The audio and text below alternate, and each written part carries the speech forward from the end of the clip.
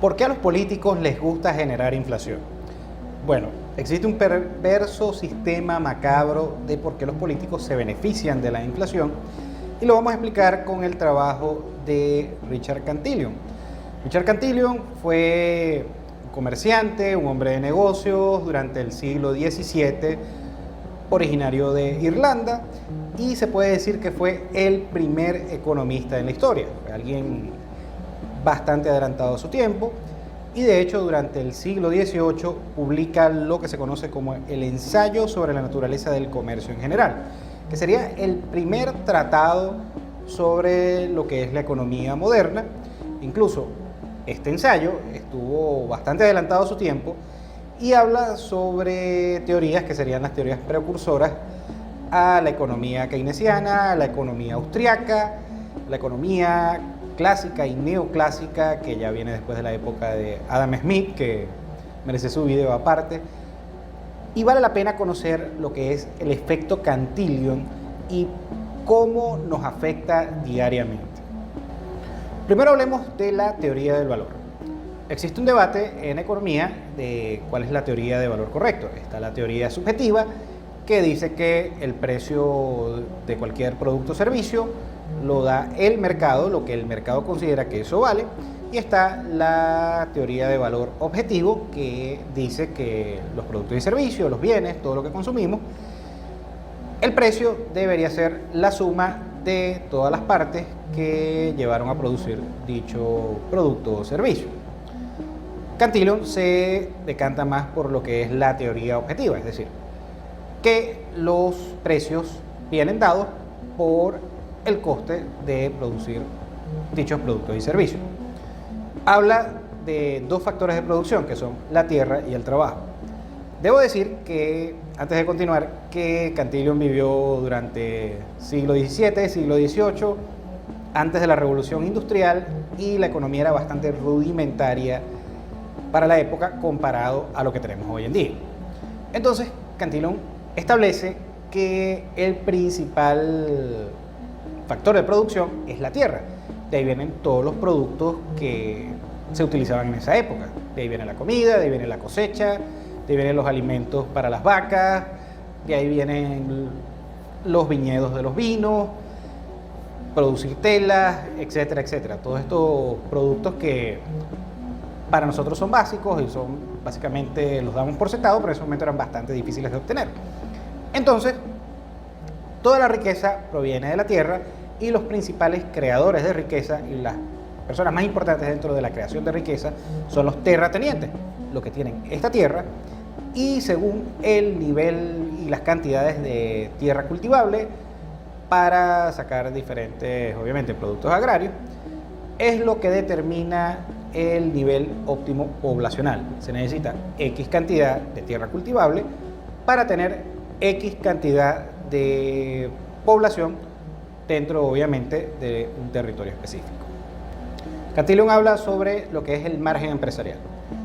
Habla que obviamente los empresarios son los que corren el riesgo de producir un bien o un servicio debido a que ellos incurren en los costos de producir dichos bienes.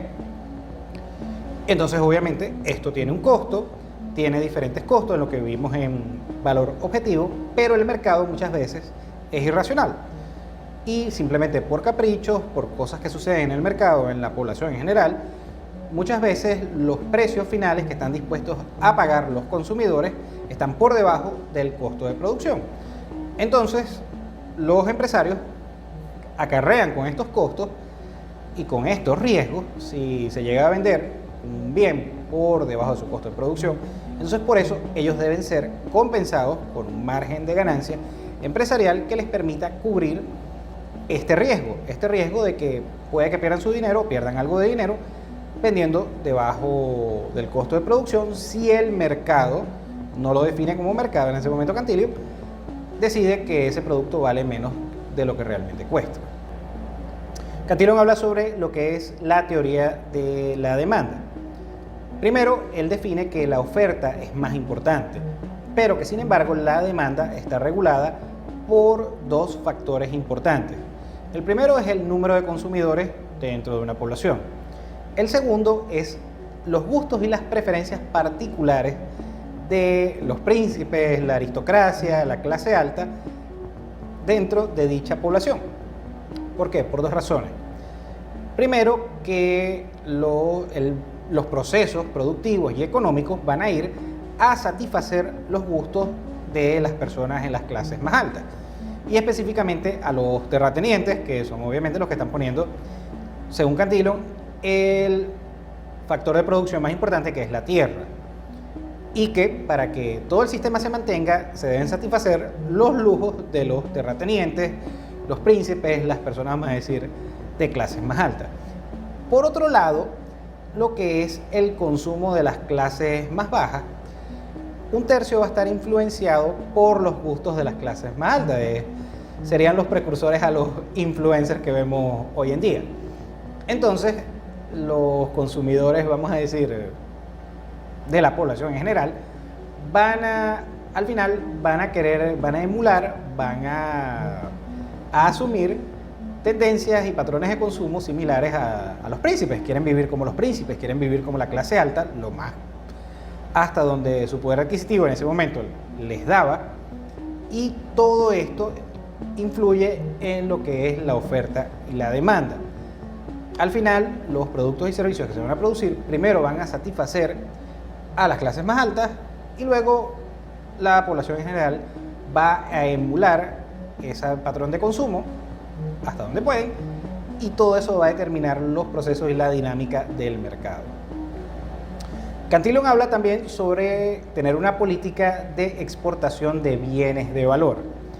En ese momento, Cantillon menciona que las telas es un buen producto de exportación, porque elaborar telas en esa época, estamos recordando que eso fue unos cuantos siglos, requiere un alto uso de capital humano, es intensivo en capital humano. Entonces, más personas se van a ver empleadas, más personas se van a ver involucradas en el proceso productivo, y al final lo que se está exportando a otros países es la labor, el capital humano de dicha población, mientras que poblaciones o otros países, otros territorios, que lo que exportan es simplemente la materia prima o bienes que no requieren gran inversión de capital humano en la cadena de valor, se están volviendo más pobres. Los países ricos exportan productos que son intensivos en capital humano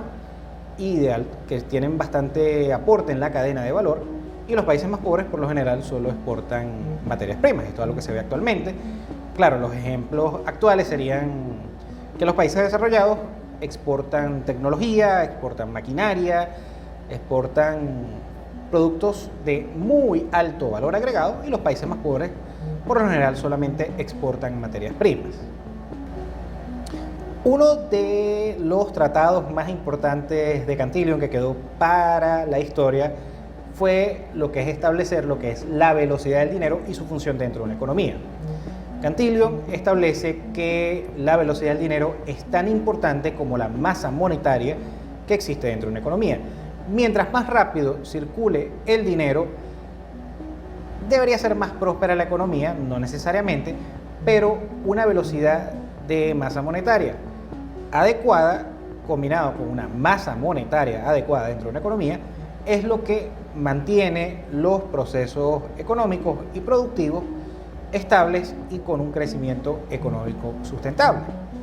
Todo esto fue bastante crucial y fue vanguardista para la época, estamos hablando del siglo XVIII, y que fue destacado muchos años después por economistas de la talla como Friedrich Hayek, un muy famoso economista austriaco, que destacó que la principal contribución de Cantillon a la economía es su tratado sobre la velocidad del dinero y la función del dinero dentro de una economía. Cantillon también habla sobre la importancia de la banca y los intermediarios financieros. Bueno, primero hay que destacar que Cantillon se desempeñó en el mundo de la banca y fue muy exitoso en eso. ¿Y cómo funcionaba la banca en ese momento? Bueno, muy similar actualmente, pero obviamente con ciertas diferencias. En ese momento la reserva de valor se hacía con metales preciosos, con oro y con plata. Entonces, la función de los banqueros en ese momento era tomar los metales preciosos de los ahorristas, colocarlos obviamente en las bóvedas para evitar la inconveniencia de cargar para todos lados metales como el oro y la plata, o dejarlos expuestos en sus hogares, y ellos hacían la reserva, los custodios, eran los custodios de estos metales preciosos, y a cambio le daban unos papeles que sería obviamente el dinero, pero más que todo era un pagaré del banco a el ahorrista. Sin embargo, y esto es algo que sucede actualmente, que el dinero en circulación, los papeles en circulación, estos pagarés, eran mucho más altos, el número de papeles eran mucho más altos que los metales preciosos en custodia. ¿Y cómo funciona esto? Bueno, simplemente como funcionan los bancos actualmente, los bancos en esa época custodiaban los metales, contaban con que no todos los ahorristas iban a salir corriendo a retirar sus metales preciosos, y obviamente utilizaban este excedente para prestarlo dentro de una economía, y así ampliaban la masa monetaria, y es básicamente más o menos como sucede actualmente, pero en ese momento estaba bien definido que lo que le daba valor a los papeles eran los metales preciosos, a diferencia de hoy en día que se utilizan las monedas fiat, o son monedas que simplemente no tienen ningún respaldo intrínseco, simplemente se confía en los custodios, los que imprimen el dinero. Y ahora sí vamos a explicar lo que es el efecto Cantillon, que es diferente a cómo sucede actualmente con respecto a cómo sucedía en esa época. En ese momento existía una circulación de dinero que era dinero real, era dinero físico, eran metales preciosos, era oro y plata. Cuando aumentaba la masa monetaria, en este caso oro y plata, dentro de una economía, los primeros que se veían beneficiados eran obviamente las clases más altas, los dueños de los factores de producción, los terratenientes, obviamente los políticos, los aristócratas, etc. Y ellos iban incrementando su consumo mientras más dinero manejaban. Eran los primeros que tenían acceso a ese dinero físico, ese dinero duro.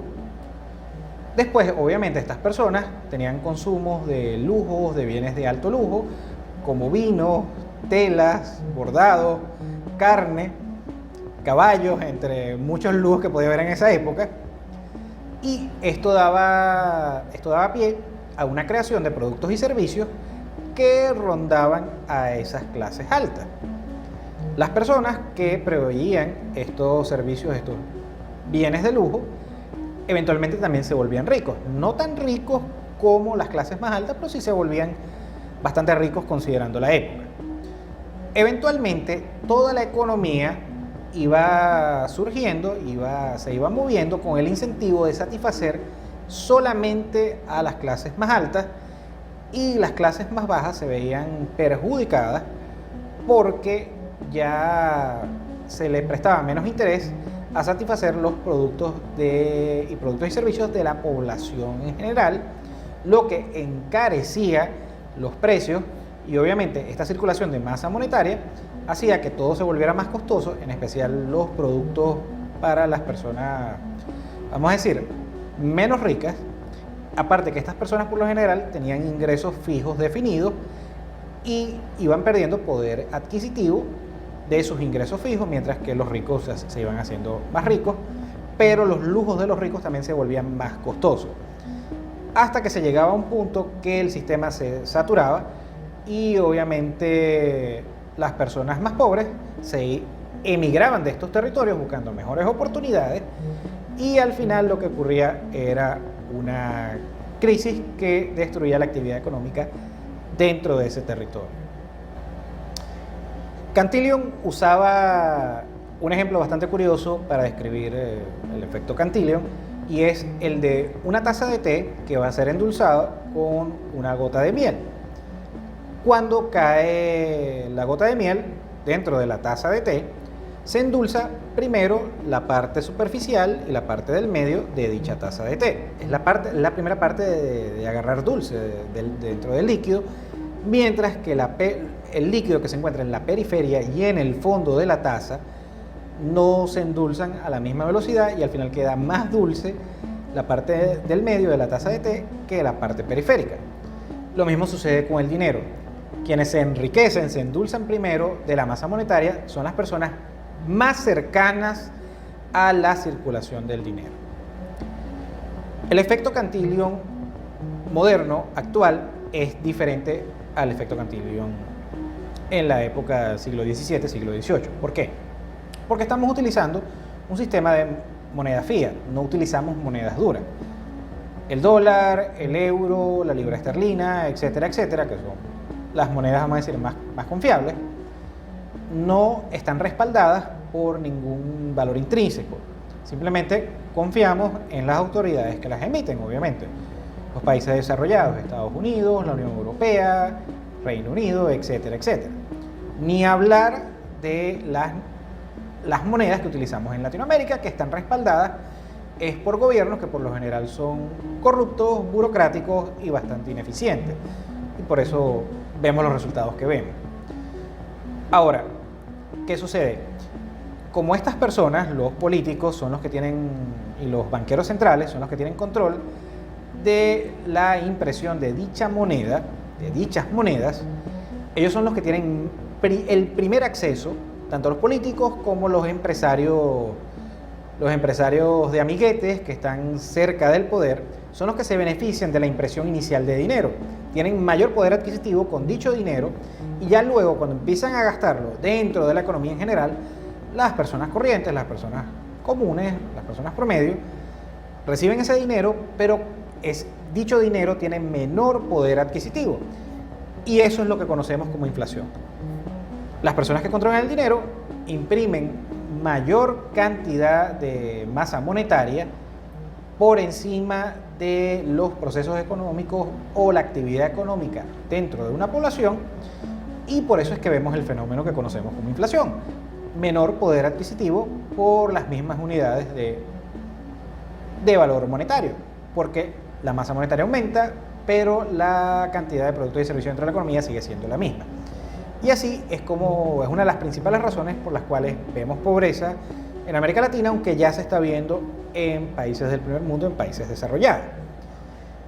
El detalle está en que actualmente la economía, o por lo menos la economía en países desarrollados, es una economía deflacionaria, por la demografía que tienen, por los altos niveles de deuda que tienen, que también son deflacionarios. Es una mala demografía con altos niveles de deuda desincentiva el consumo de productos y servicios, por lo tanto es un efecto deflacionario. También hay que sumar que actualmente tenemos obviamente muchísima mejor tecnología que en la época de Cantillon. Tenemos internet, tenemos trenes de alta velocidad, tenemos aviones transatlánticos, tenemos una cadena de suministros bastante compleja y bastante eficiente, bueno, hasta la crisis del COVID-19. Y entonces todos estos factores son deflacionarios, pero debido a que los políticos y las personas que controlan las monedas que utilizamos actualmente les encanta imprimir dinero, aumentan la masa monetaria por encima de la producción, una alta producción macroeconómica que existe actualmente. Entonces vemos esta pérdida de valor, pérdida de poder adquisitivo del dinero.